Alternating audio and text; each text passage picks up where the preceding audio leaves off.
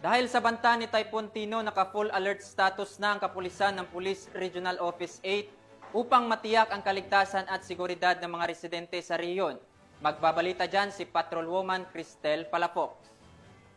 Ng Police Regional Office 8 sa pamumuno ni Police Brigadier General Jason L. Capoy ang mga hakbang sa pag-aanda at pagtugon sa posibleng epekto ng Bagyong Tino. Naka-full alert na ang Reactionary Standby Support Force at nakatalaga na ang mga kapulisan sa mga evacuation centers upang magbigay ng seguridad at tulong sa mga residente. Patuloy ang koordinasyon ng PRO-8 sa Office of Civil Defense, RDRRMC, LGUs at iba pang ahensya upang matiyak ang mabilis at maayos na pagtugon sakaling lumala ang lagay ng panahon. Nakaantabay din ang mga relief supplies at search and rescue equipment bilang bahagi ng kahandaan ng kapulisan. Tiniyak ng PRO-8 na patuloy ang pagbabantay at kahandaan ng mga tauhan nito upang agad makapagbigay ng tulong at seguridad sa gitna ng banta ng Bagyong Tino.